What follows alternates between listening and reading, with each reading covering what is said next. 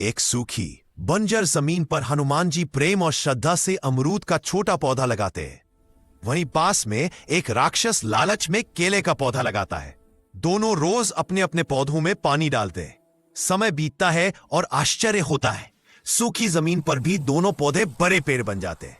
हनुमान जी मुस्कुराकर अमरूद तोड़ते हैं तो उसके अंदर से चमकता हुआ अमृत निकल आता है। राक्षस भी जल्दबाजी में केला तोड़ता है, लेकिन उसमें से बहुत सारे केकड़े निकलते हैं और वही केकड़े उसे नुकसान पहुंचाने लगते हैं। हनुमान जी कहते हैं, कर्म शुद्ध हो तो बंजर जमीन भी फल देती है। फिर हनुमान जी वह अमृत लेकर अपने सभी सब्सक्राइबरों में बांटने निकल पड़ते हैं। सीख, अच्छे कर्म का फल हमेशा अमृत होता है। बहुत धन्यवाद। एक दिन गणेश जी, कृष्ण जी और शिव जी एक साथ बैठे थे। उनके सामने 3 मटके रखे थे। सबसे पहले गणेश जी ने मटका फोड़ा, छप्पाक, और अंदर से रस भरे फल निकल आए। फिर कृष्ण जी ने मटका फोड़ा, टुन टुन, और उसमें से प्यारी सी बांसुरी चमक उठी। आखिर में शिव जी ने मटका फोड़ा, धम, और उसमें से ढेर सारे सोने के सिक्के बाहर बिखर गए। तीनों मुस्कुराए और बोले, जो भी इस कहानी को लाइक, सब्सक्राइब और शेयर करेगा उसे एक एक सोने का सिक्का जरूर मिलेगा। घने जंगल में एक छोटी बिल्ली अकेली घूम रही थी। तभी झाड़ियों से एक खतरनाक भेड़िया निकल आया। वह गुर्राते हुए बोला, आज तू मेरे हाथ से नहीं बचेगी। बिल्ली डर से कांप गई पर भागने की कोशिश की। उसी वक्त जोरदार दहाड़ गूंजी। शेर वहां पहुंच चुका था। शेर गर्जा, भेड़िया ये मेरी दोस्त है। भेड़िया डरकर उल्टे पैरों भाग गया। बिल्ली ने राहत की सांस ली। शेर मुस्कुराया, अब मैं हूं ना, कोई तुझे परेशान नहीं करेगा। और बिल्ली बोली, जिसने ये कहानी सुनी है वो भी हिम्मत दिखाए। लाइक, सब्सक्राइब और शेयर। इस तरह शेर ने बिल्ली को बचाया और दोनों की दोस्ती पूरे जंगल में मशहूर हो गई। घने जंगल में एक छोटी बिल्ली अकेली घूम रही थी। तभी झाड़ियों से एक खतरनाक भेड़िया निकल आया।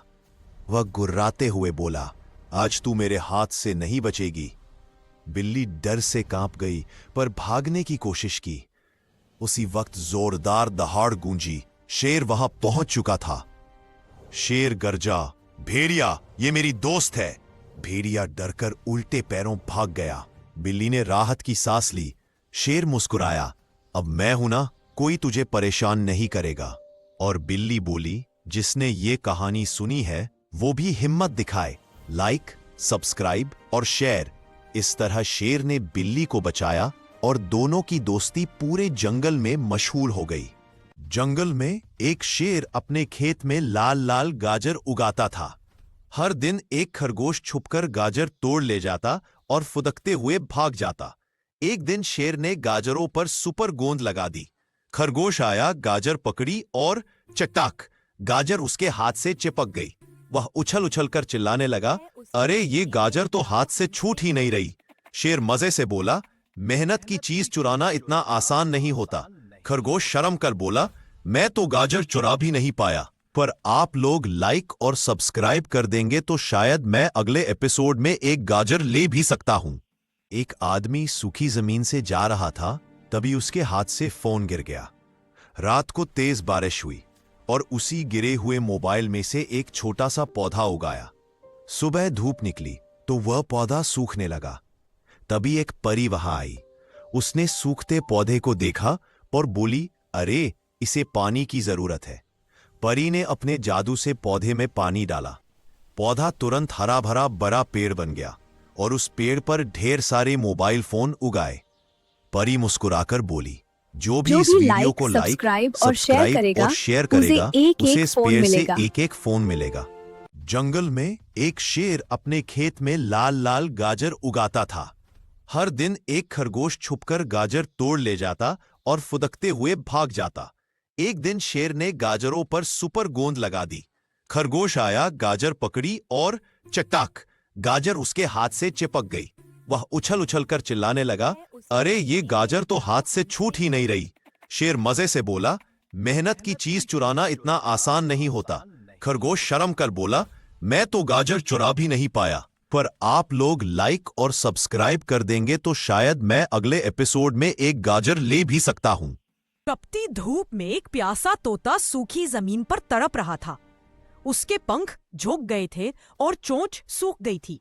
यह देखकर बंदर को बहुत दुख हुआ।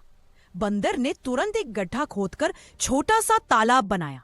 फिर वह नदी से पानी लाकर तालाब में भर दिया। तोते ने उस तालाब से पानी पिया और खुश होकर बोला, बंदर भाई, आपने मेरी जान बचा ली। और तुम लोग लाइक, सब्सक्राइब और शेयर करना मत भूलना। आसमान में तोता और कबूतर एक लीची को लेकर लड़ रहे होते हैं। खींचातानी में लीची उनके हाथ से छूटकर नीचे सूखी जमीन पर गिर जाती है।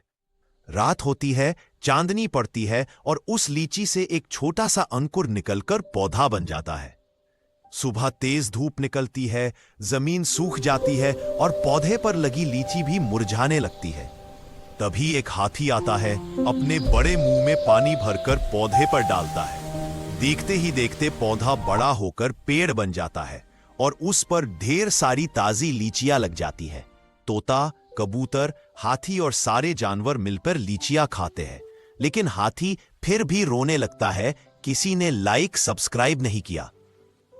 घने जंगल में फलों से भरे पेड़ थे और उन्हीं में एक ऊंचे तने पर सफेद कबूतर का घोंसला था। अपने घर लौटने के लिए कबूतर खौफ के पुल पर उतरा। तभी नीचे की नदी से एक भयानक काली परछाई उठने लगी, लाल आंखें और भारी सांसें। कबूतर डर गया, लेकिन पीछे नहीं हटा। उसने पंख फैलाए और पूरी ताकत से उड़कर पुल पार कर गया। धुंध हटते ही पता चला वो डरावनी चीज तो बस गिरता हुआ पेड़ था। कबूतर ने राहत की मासी में कहा, मैंने पुल पार कर दिया, पर किसी ने लाइक, सब्सक्राइब नहीं किया। गहरे जंगल की बड़ी नदी के किनारे एक विशाल भालू रहता था। वह खुद को नदी का शेर समझता और सबको डांटकर कहता, कोई पानी नहीं पिएगा, यह नदी सिर्फ मेरी है। सारे जानवर प्यास से परेशान थे, लेकिन डर के मारे पास नहीं जाते। एक दिन नदी का पानी अचानक बढ़ा और भालू फिसलकर उसमें गिर पड़ा। तभी एक नन्हा हिरन अपनी हिम्मत दिखाकर भालू को खींचकर बाहर ले आया। भालू शर्म से बोला, मैं सबको रोकता था और तुमने मुझे बचा लिया।